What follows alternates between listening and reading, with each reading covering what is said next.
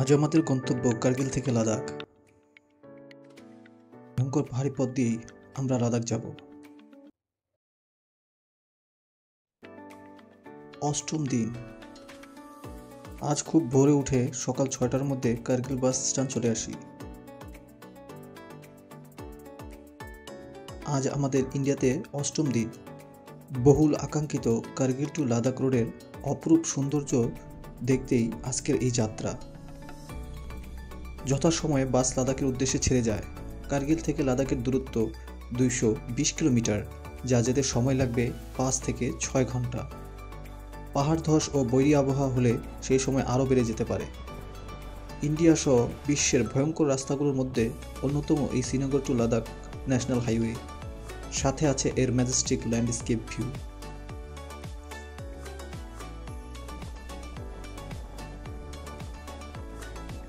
এই পথে যেতে জায়গাগুলো অতিক্রম করা লাগবে, সেইগুলো হচ্ছে কার্গিল, মুলবেক, নামিকালা, ফটোলা, লামুরু, উল্টোকোপা, লিক্রি ও লে। লাদাখ কোনো বিশেষ স্থান বা আকর্ষণের কারণে সুন্দর নয়, কিন্তু এটি সর্বজনীনভাবে রহস্যময় তার বিচিত্র জন্য। কার্গিল থেকে আপনি যত লাদাখের দিকে যেতে থাকবেন, টপোগ্রাফির ক্রমশ পরিবর্তন দেখতে পাবেন, যা আপনার রোমাঞ্চিত করে তুলবে। আপনি যত পথ অতিক্রম করবেন, পাহাড়গুলোর স্ট্রাকচারগুলো ক্রমেই পরিবর্তন দেখতে পাবেন। পাহাড়ের রং ও গঠন এক এক জায়গায় এক এক রকম দেখা যাবে, আপনার দেখার চাহিদাকে আরও বাড়িয়ে দেবে।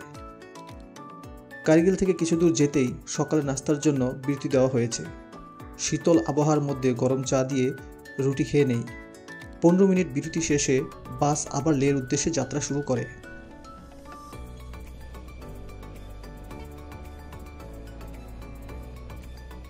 চারপাশে ঝলমলে রৌদ্র আর শীতল বাতাস।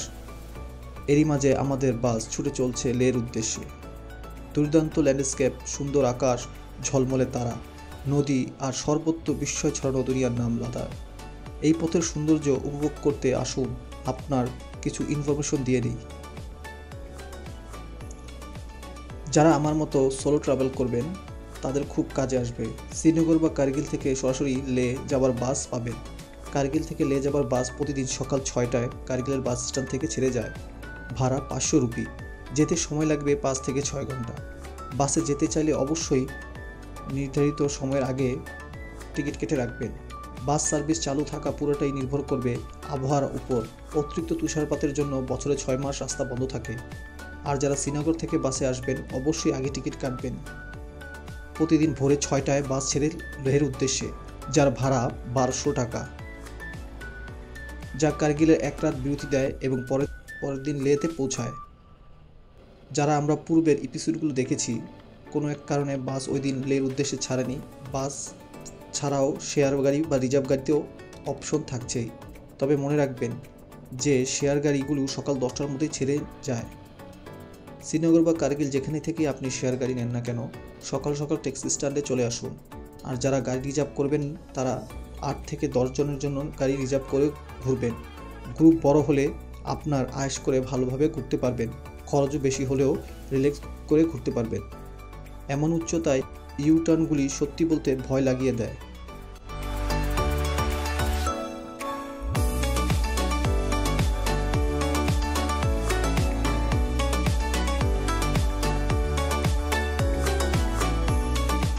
গাড়ি চলতে চলতে অজানা এক জায়গায় 5 মিনিটের জন্য বিরতি দেয়। দূরের পাহাড়গুলিতে সাদা বরফ দেখা যাচ্ছে।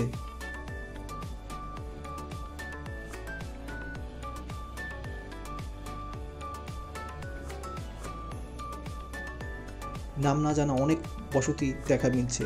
কম বেশি সব লোকালয়ে ট্রাভেলদের জন্য হোমস্টে দেখেছি। এই পথে বেশ কয়েকটা প্রাচীন বৌদ্ধ মূর্তিও ও বৌদ্ধ মন্দির দেখা মিলবে, যা বেশ প্রাচীন।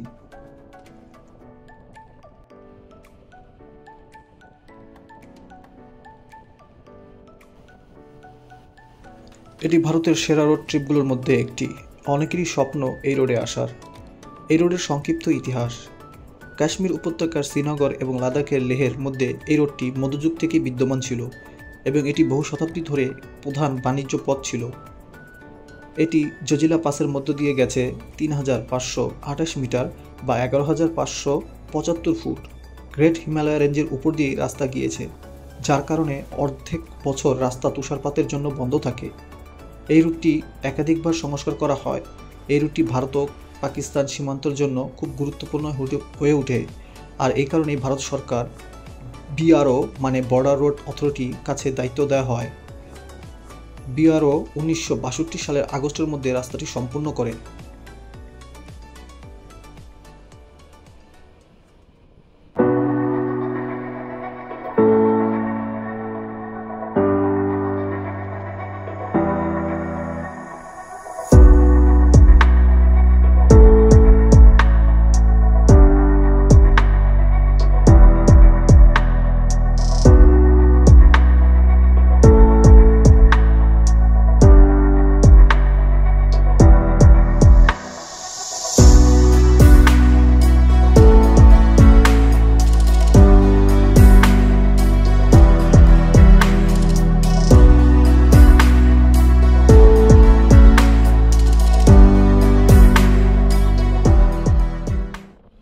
আমাদের বাস কালতাসিতে ৩০ মিনিটের একটা ব্রেক দিই।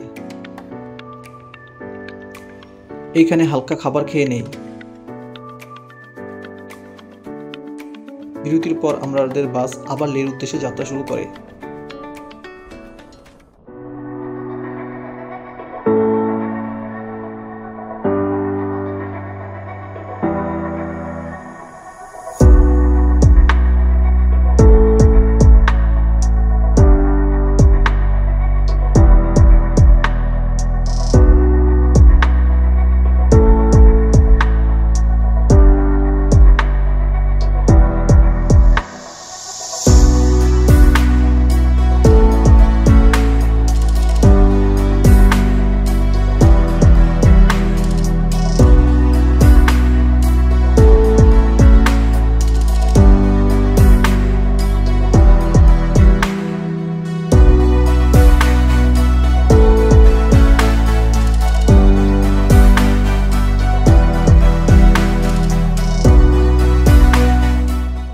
লাদাখের কাছাকাছি অনেকগুলো অ্যাডভেঞ্চার অ্যাক্টিভিটি দেখতে পাবেন। তেমন এক অ্যাক্টিভিটি কার রাইড। এই ধূসর মরুর বুকে এই রাইডটি আপনাকে আরও বেশি রোমাঞ্চিত করবে।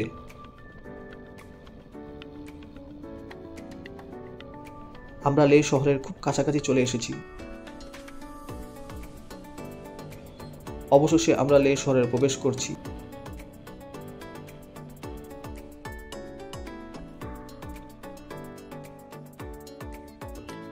লাদাখের মল রোড, এখানে বেশি সময় থাকার চেষ্টা করে ভ্রমণকারীরা, কারণ হিসাবে এখানে থাকা খাওয়া শপিং করার সকল বন্দোবস্ত আছে।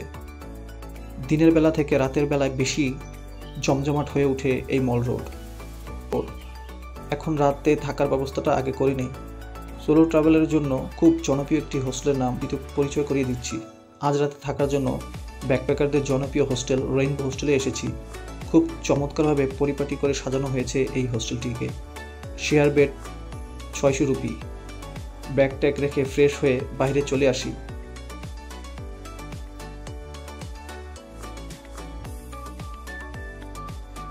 প্যাংগং লেকে যাবার পারমিশন নিতে ডিসি অফিস চলে আসি।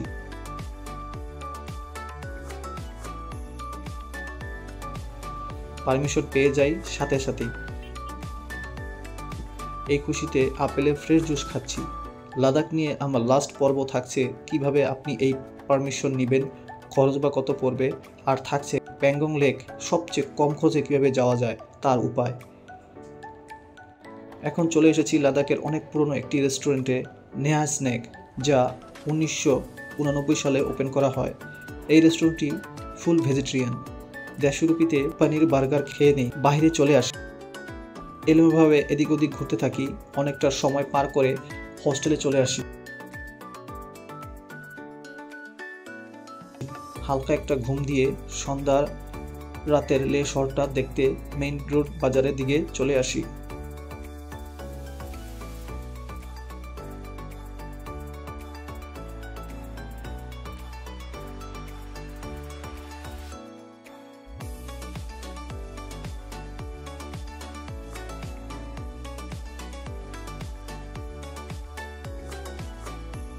এই পথে হাঁটার সময় খুব সুন্দর কাবাবের গ্রাম ভেসে আসছিল। কিছুটা সামনে গিয়ে দেখি কাবাবের দোকান। ৮০ রুপি দিয়ে ২ পিস ও একটি শিক কাবাব খেলাম। পেট না ভরায় আরেকটি নিলাম। এখান থেকে সোজা মেইন বাজার রোড চলে আসলাম। এখন এখানে প্রচুর টুরিস্ট ঘোরাফেরা করছে।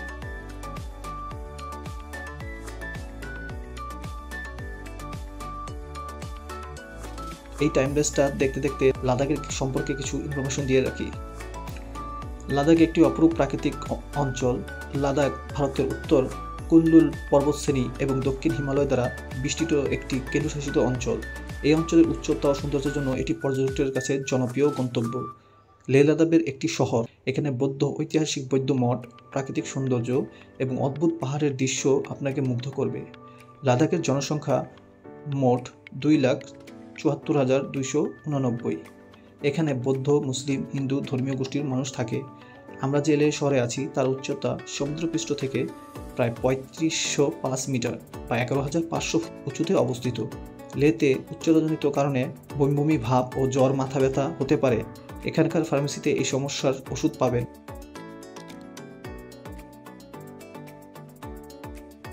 রাতের লেহ শহর দেখে চলে আসি রেইনবো হোস্টেলে।